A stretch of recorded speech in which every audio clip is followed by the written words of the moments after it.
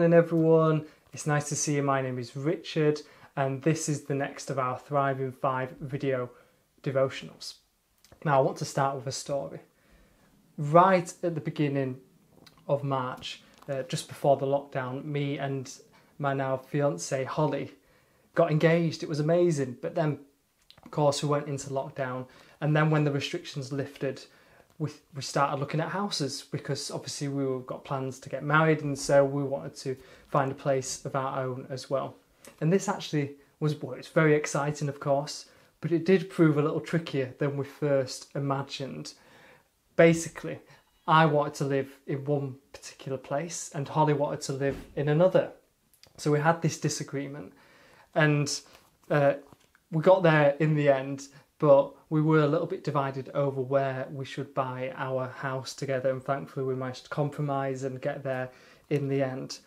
And it just got me thinking a bit about the world and how divided we can be, not just on little things like that, but on global issues. You think about things such as politics at the moment. You look at over in America and how divided the country seems to be, and in our nation as well with Brexit. And then you've got the Black Lives Matter movement and all the great things that is achieving, but the divisions that seem to be there as well over that.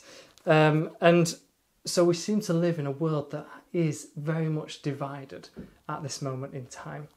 And it got me thinking about unity and a particular part in the Bible, in 1 Corinthians chapter 1. And it's a letter from Paul, who is one of the main leaders of the early church, and he's sending this letter to a church that he planted in a place called Corinth.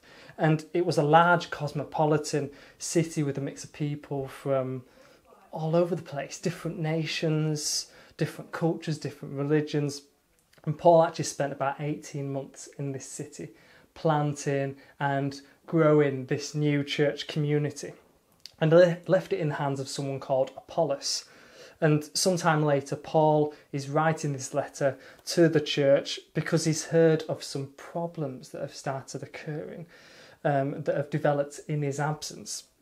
And there appears to be quarrelling and disunity beginning to split the church community in some ways into different factions. And it's based on which leader some groups respect over another, instead of being united around the person of Jesus.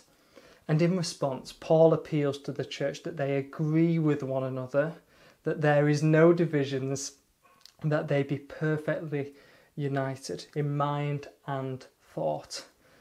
Now notice here, Paul isn't settling for anything less than perfect unity.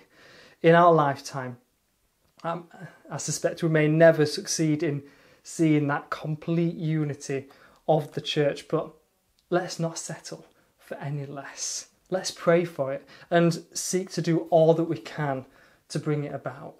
When we look around, we may live in a divided country, divided society, but as the church we are called to be perfectly united together. And I just want to leave you with a quick challenge. Is there something you can do today, something you can do this week to bring about unity, whether it's in your family, in your workplace, or in your church, if that's something that you are a part of? What can you do to bring about unity? Can you speak to someone who maybe you've had a quarrel with recently?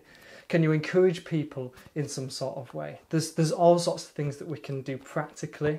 We can pray, of course, and we can encourage that unity together. So I hope that's been encouraging to you. If you've got any questions about faith, the Bible, anything that I've said today, and you want to find out more, I'd encourage you to send us an email at inquiries@smallthorn.org. But have a blessed rest of your day. Have a great rest of your week.